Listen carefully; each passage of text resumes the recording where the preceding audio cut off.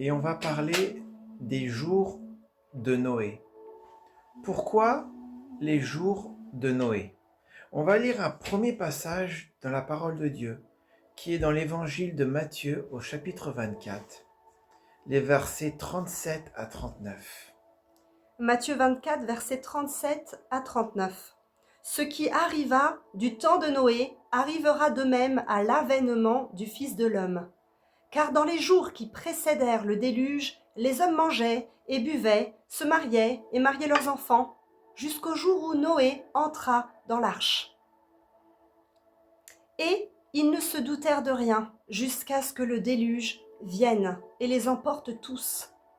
Il en sera de même à l'avènement du Fils de l'homme.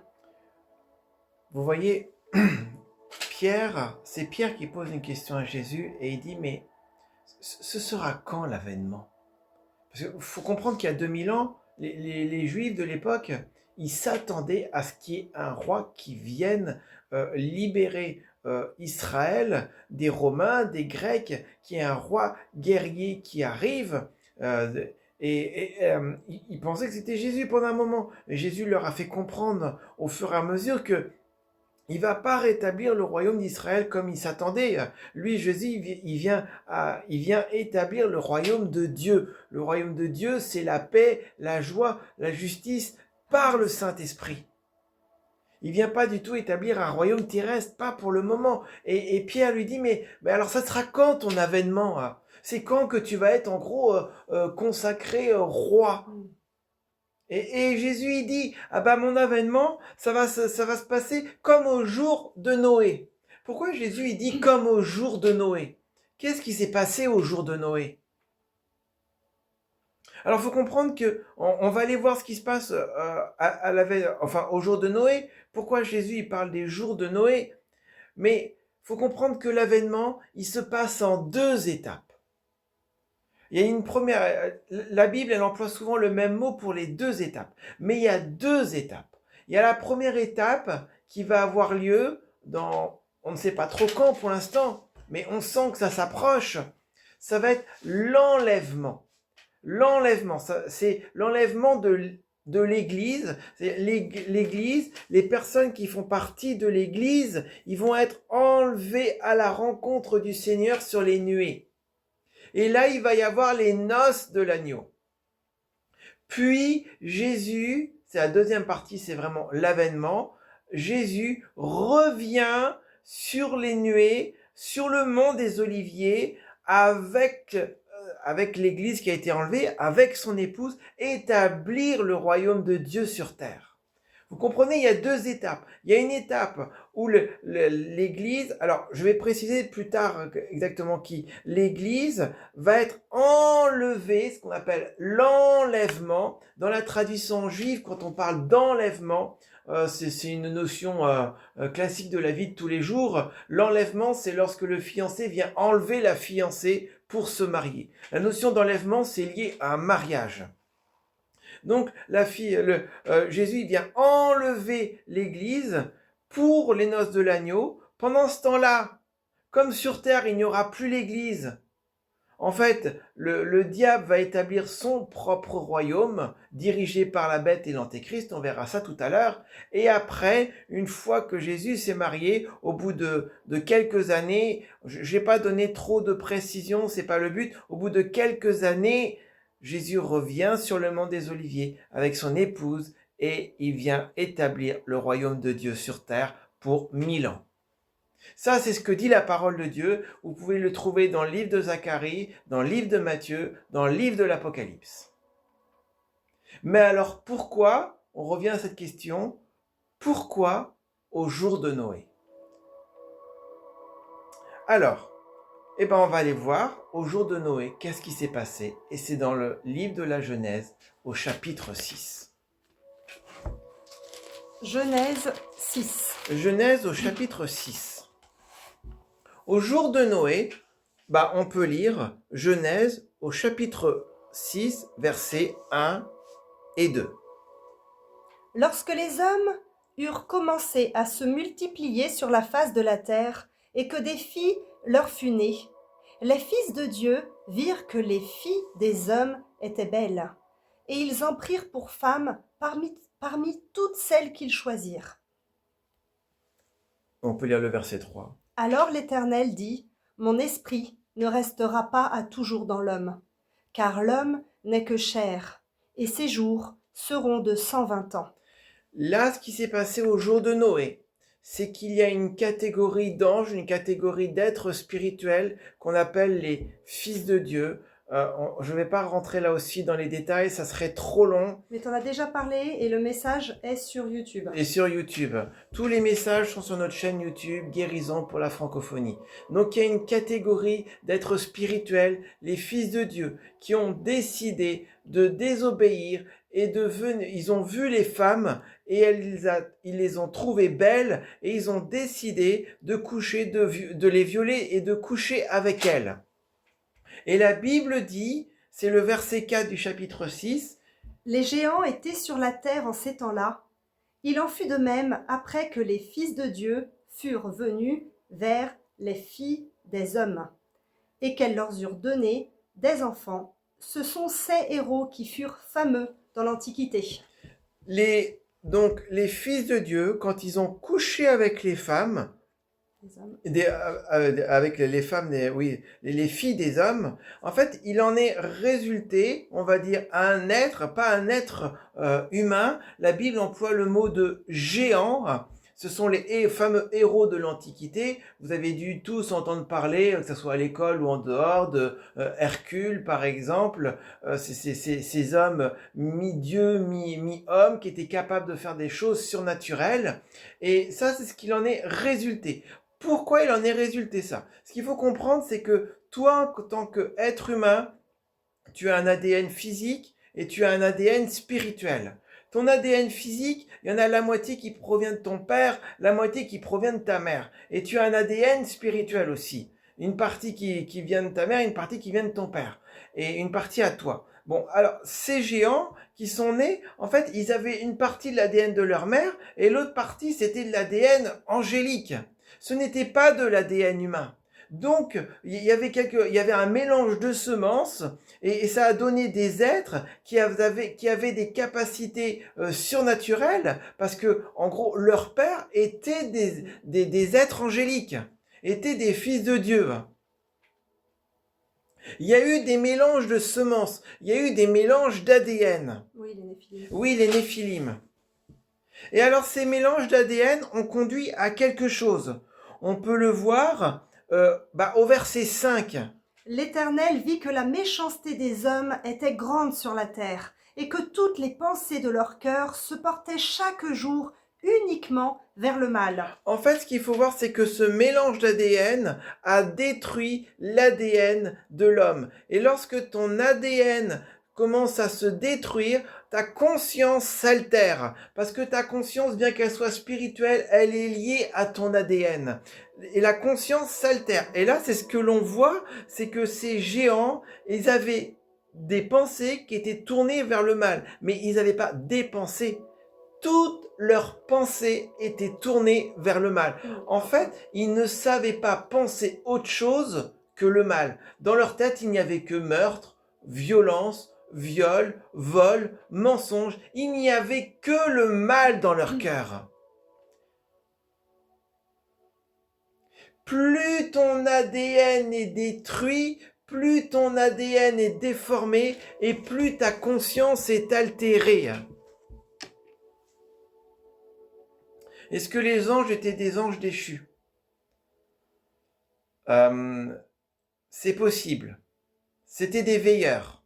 En tout cas, c'était des veilleurs, mais on va pas rentrer dans ce détail. C'était des veilleurs. Et ce qu'il faut comprendre, parce que on va poser la question, c'est comment les anges ont pu coucher avec des femmes. Ce qu'il faut voir, c'est que les anges, comme dit la Bible, il y a une catégorie d'anges qui ont la capacité d'avoir un corps physique sur terre. Ils sont êtres angéliques, êtres spirituels dans le ciel, mais sur terre, ils ont des corps comme des corps physiques. On a vu dans la Bible, il y a des exemples, il y a des anges qui sous forme d'hommes viennent voir Abraham.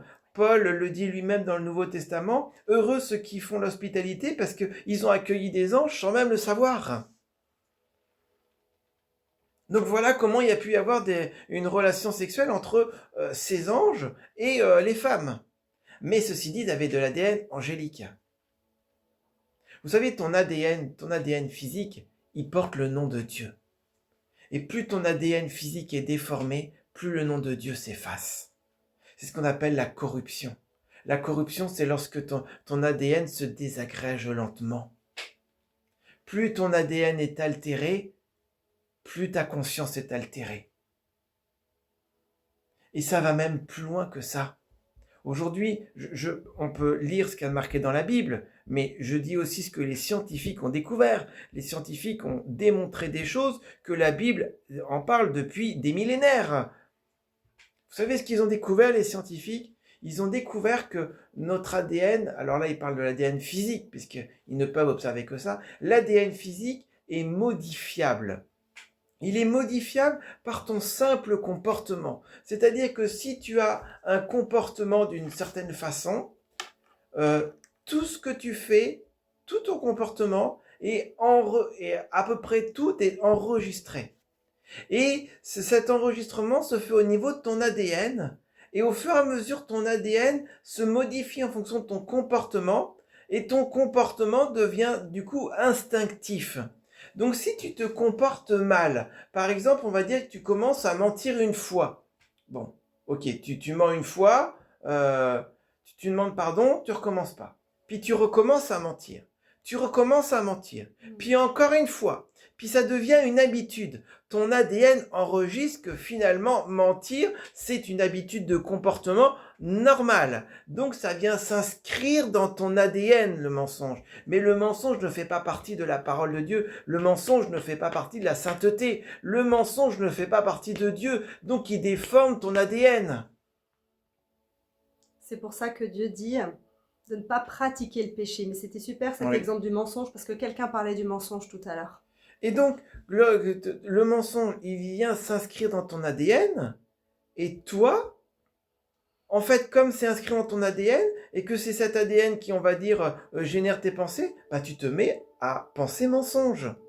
Et quand tu entends un mensonge, ça ne te choque même plus, puisque c'est en toi. C'est comme ça que ta conscience est altérée.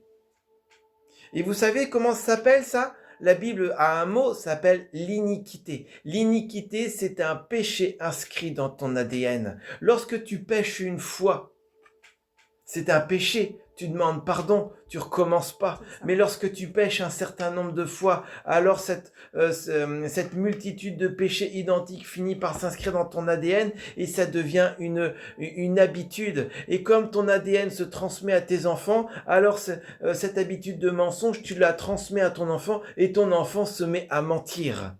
Et c'est en lui, et c'est plus fort que lui, et dès son plus jeune âge, il ment, parce que c'est en lui.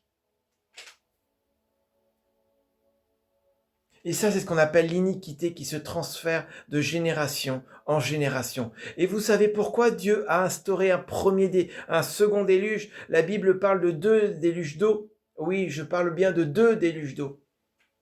Le premier déluge, il n'est pas explicite, mais si on lit bien les Écritures, il se trouve entre le verset 1 et le verset 2, la Genèse au chapitre 1.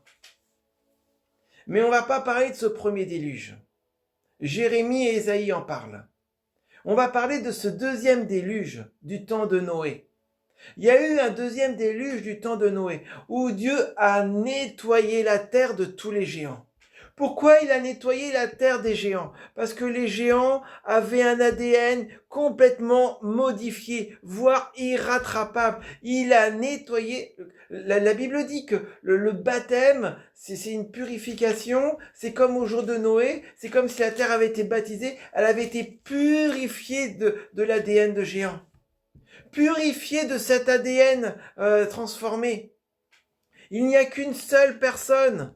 Il y a 8 personnes qui ont été sauvées grâce à une personne, Noé. Noé, qu'est-ce qu'il avait? La Bible dit que Noé était un homme juste et intègre dans son temps. Noé marchait avec Dieu. Noé était le seul homme juste et intègre. La Bible dit en hébreu que Noé était moralement pur et génétiquement non modifié. Il était le seul à être génétiquement non modifié. Voilà pourquoi Dieu l'a sauvé. Dieu l'a sauvé parce qu'il était intègre et juste. La Bible dit que Jésus reviendra comme au jour de Noé. Si tu n'es pas intègre et juste, tu ne franchiras pas l'étape. La Bible dit résiste au diable et il fuira loin de toi. Mais si tu ne résistes pas et que tu pratiques sans arrêt le péché, tu ne peux pas être proche de Dieu parce que le diable ne s'éloignera pas de toi. On va lire dans Matthieu au chapitre 7. Je vais vous montrer les conséquences de l'iniquité parce que je le sais, je le vois suffisamment autour de moi. Les gens ne se rendent pas compte de la gravité de l'iniquité. Prie pour ton ADN, que ton ADN soit restauré maintenant. Que toutes les ADN étrangers soient brûlés au nom de Jésus-Christ. Et que ton ADN soit restauré, soit conservé pur, que le feu de Dieu brûle sur ton ADN et que toutes les iniquités soient ôtées de ta vie. La Bible dit que Dieu ôte les iniquités, que les iniquités soient ôtées de ta vie. Matthieu chapitre 7, versets 22 et 23. Plusieurs me diront en ce jour-là, donc c'est Jésus qui parle, plusieurs me diront en ce jour-là, Seigneur, Seigneur, n'avons-nous pas prophétisé par ton nom? N'avons-nous pas chassé des démons par ton nom? Et n'avons-nous pas fait beaucoup de miracles par ton nom? Alors je leur dirai ouvertement, je ne vous ai jamais connus, retirez-vous de moi, vous qui commettez l'iniquité. Jésus a dit, je ne t'ai jamais connu, toi qui commets l'iniquité. S'il y a une iniquité dans ta vie, Jésus te dira, je ne t'ai jamais connu.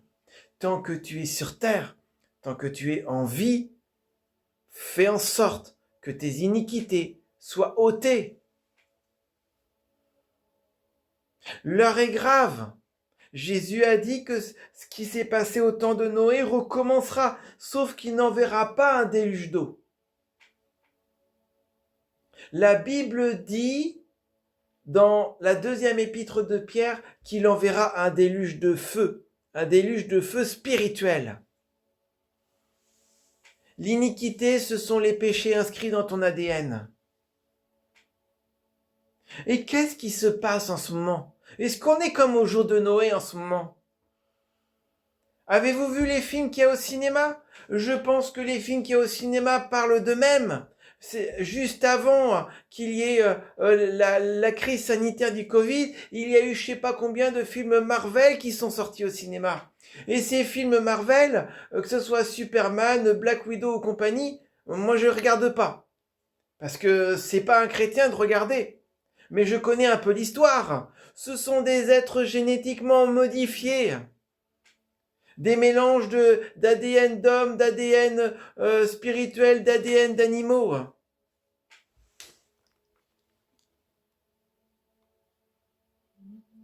Aujourd'hui, par des tas de procédés chimiques, électromagnétiques, on modifie ton ADN. Aujourd'hui, par des tas de lois iniques, on te fait commettre des pires péchés pour que ton ADN soit modifié.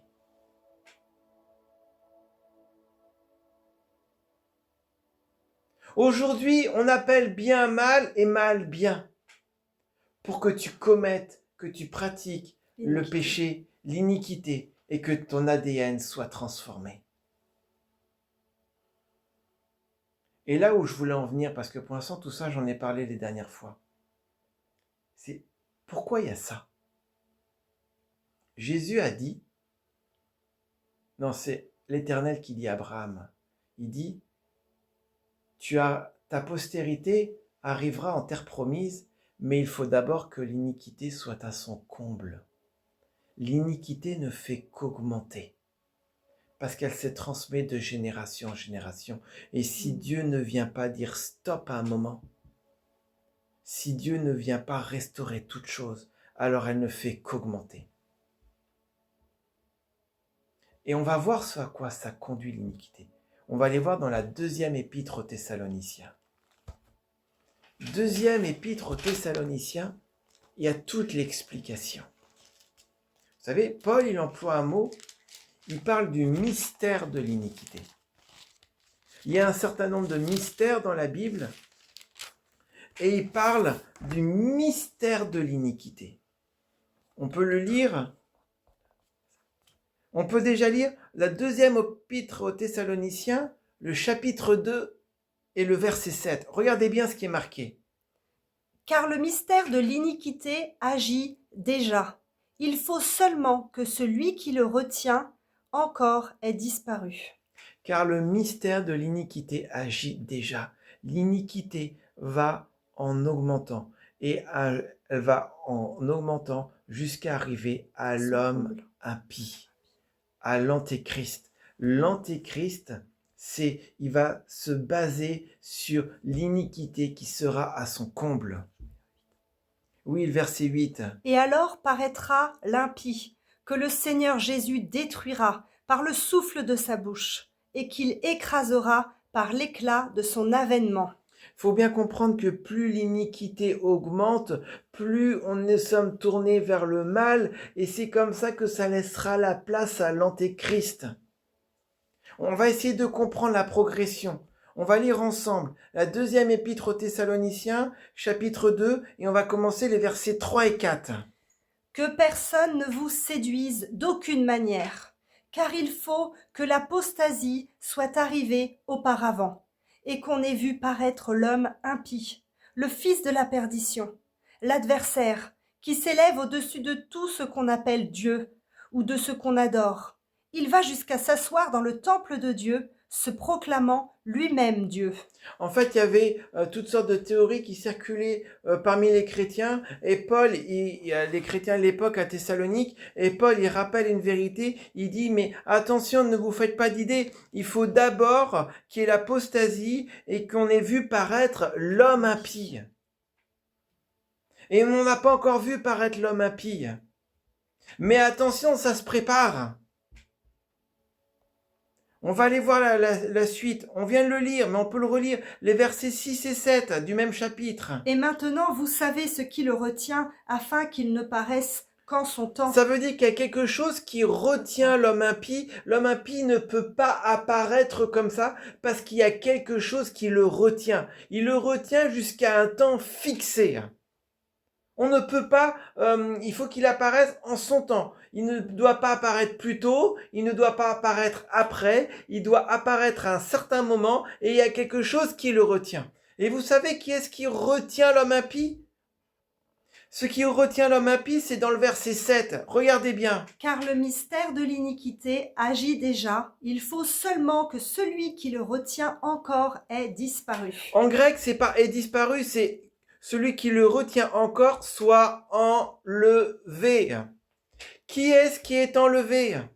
C'est l'épouse de Christ, l'Église, la future épouse de Christ, parce qu'il y a l'épouse de Christ sur terre, parce que l'Église est sur terre, l'homme impie ne peut pas apparaître, mais le jour où il y aura l'enlèvement, que l'épouse de Christ sera enlevée, alors plus rien ne retiendra l'antéchrist pour apparaître, pour se manifester en tant qu'antéchrist.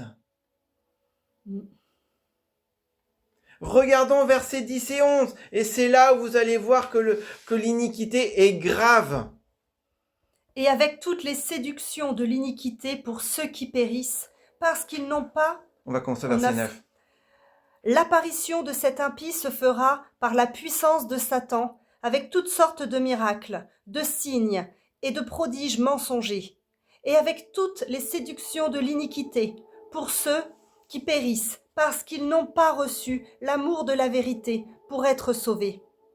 Et vous voyez, l'apparition de cet impie se fera avec la puissance de Satan. Le diable va transférer sa puissance à cet impie pour qu'il apparaisse et qu'il séduise les personnes.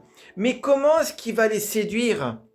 Des miracles. Par des miracles, des signes, des prodiges et les séductions de l'iniquité. En fait, si tu as de l'iniquité en toi, tu seras séduit par les miracles, les signes et les prodiges pratiqués par l'Antéchrist. Mais c'est bien dit que c'est mensonger, prodige mensonger. Ce sont des prodiges mensongers, mais il va utiliser l'iniquité qui est en toi pour te séduire. S'il n'y a pas d'iniquité en toi, s'il ne trouve pas d'iniquité en toi, il ne pourra pas te séduire. Mais s'il en trouve en toi, il y a une faille, il arrivera à te séduire. Et au verset 11, aussi Dieu leur envoie-t-il une puissance d'égarement pour qu'ils croient au mensonge, afin que tous ceux qui n'ont pas cru à la vérité, mais qui ont pris plaisir à l'injustice, soient condamnés. Et c'est Dieu qui envoie une puissance d'égarement. Vous allez me dire, mais Dieu n'a pas d'amour. Mais si, c'est même l'amour même de Dieu. Dieu leur envoie une puissance d'égarement afin qu'ils croient au mensonge, parce qu'ils n'ont pas cru à la vérité. Si tu ne crois pas à la vérité, tu es susceptible de tomber dans l'égarement et d'être séduit par les miracles de l'Antéchrist. Ça, c'est ce qu'il y a de marqué dans la parole de Dieu. Et vous voulez qu'on aille voir comment il fait pour séduire? Comment il va faire et qu'est-ce qui va se passer? On va aller lire dans Apocalypse au chapitre 13. Apocalypse au chapitre 13, pour ceux qui connaissent, c'est l'histoire de la bête. Et on va aller lire... on va commencer au chapitre 13, au verset 12. Alors, il y a une première bête, puis il y a une deuxième. On va lire la deuxième bête. Elle exerçait toute l'autorité de la première bête en sa présence, et elle obligeait la terre et ses habitants à adorer la première bête, dont la blessure mortelle avait été guérie. Elle opérait de grands prodiges, jusqu'à faire descendre du feu du ciel sur la terre, à la vue des hommes. Et elle séduisait les habitants de la terre par les prodiges qui lui étaient donnés d'opérer en présence de la bête, disant aux habitants de la terre de faire une image de la bête qui avait été blessée par l'épée et qui vivait.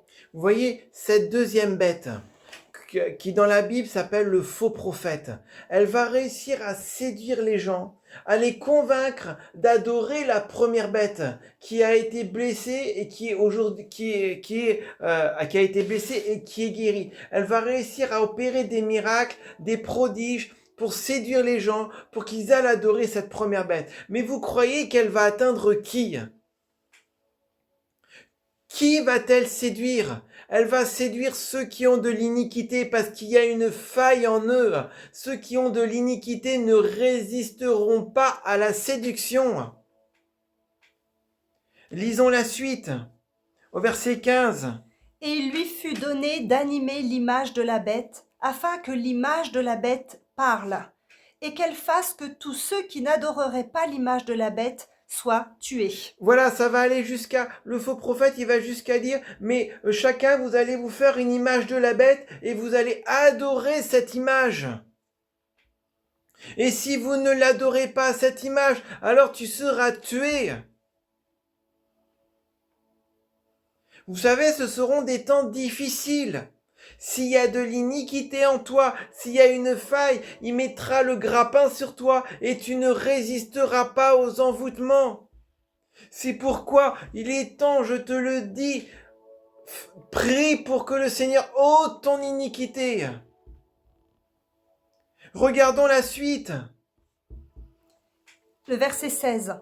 Et elle fit que tous, petits et grands, riches et pauvres, libres et esclaves, reçoivent une marque sur leur main droite ou sur leur front, et que personne ne puisse acheter ni vendre sans avoir la marque, le nom de la bête ou le nombre de son nom. C'est ce faux prophète, il va aller jusqu'à... Il va conduire les personnes à adorer la bête et il va jusqu'à leur imposer une marque dans la main ou sur le front. Ce sera une marque physique, mais aussi une marque spirituelle qui fait que tu ne pourras ni vendre ni acheter sans cette marque. Crois-tu réellement que tu pourras résister aux envoûtements, à la pression mise, s'il y a une forme d'iniquité en toi, s'il y a un endroit où tu n'es pas amoureux de la vérité?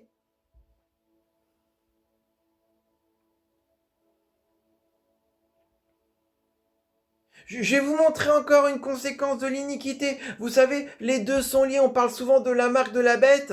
666. Mais la marque de la bête ne va pas sans l'adoration à la bête. Les deux vont ensemble. Mais on va lire autre chose. On va aller voir dans Zacharie, je vais vous montrer une conséquence aussi de l'iniquité. Dans Zacharie au chapitre 4.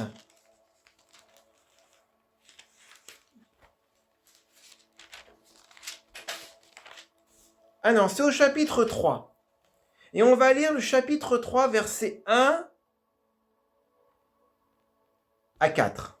Écoutez bien Zacharie chapitre 3, versets 1 à 4. Il me fit voir Josué, le souverain sacrificateur, debout devant l'ange de l'Éternel, et Satan, qui se tenait à sa droite pour l'accuser.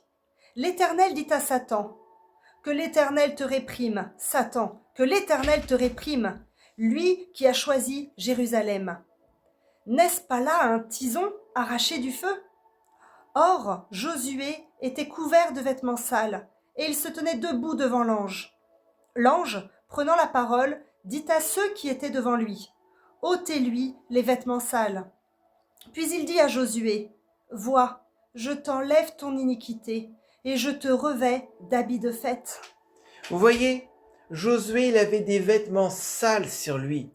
Cette saleté, c'était pas le péché, c'était l'iniquité qui était sur lui et Satan l'accusait.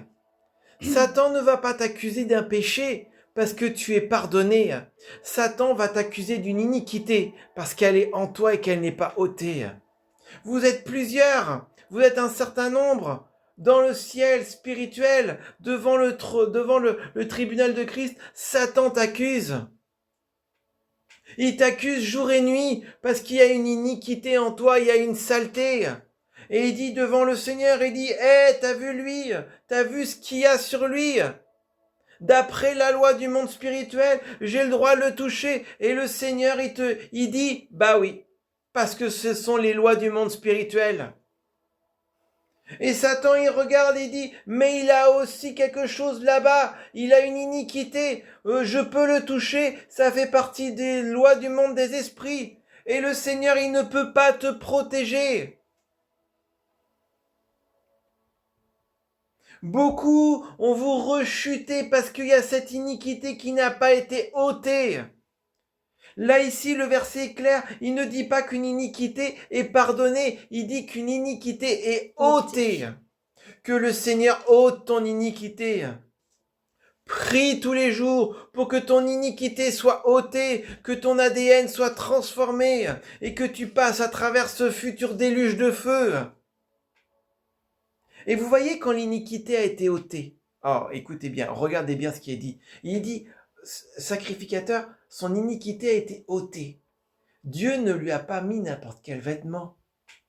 Il lui a mis Un vêtement de fête. un vêtement de fête. Pour quelle fête? Pour quelle fête? Pour les noces de l'agneau. Vous la connaissez, la parabole des noces?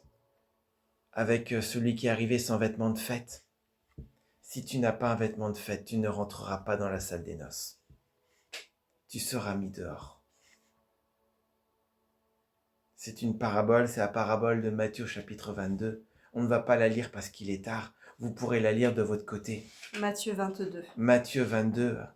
Il y a quelqu'un qui rentre dans la salle des noces, il pensait être invité, mais il n'avait pas un habit de fête. Il a été mis dehors. Et si tu n'as pas encore une Bible au format papier, il y a l'application La Bible. Tu peux regarder sur Internet. On peut accéder à la Bible. Matthieu 22. Alors on va s'arrêter là. Et vraiment, on va pas prier pour les iniquités. C'est à toi de prier pour qu'elles soient ôtées. Prie ton Dieu, prie le Seigneur Jésus pour qu'il ôte tes iniquités. On priera pour certaines choses lundi. Lundi, on parlera des maladies mentales. Et la Bible en parle. Et le Seigneur va guérir des personnes. Et je me Amen. réjouis d'avance de toutes les guérisons et les délivrances qu'il y aura lundi. Mais prie pour ton iniquité. Que le Seigneur ôte ton iniquité ce soir.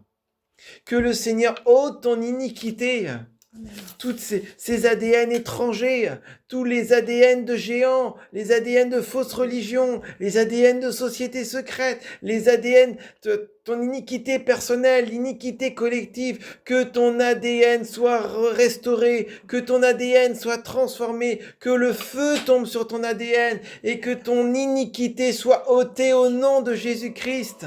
Parce que si ton iniquité est ôtée, alors ton cœur retrouve une structure normale, une structure bonne, et les pensées sont justes.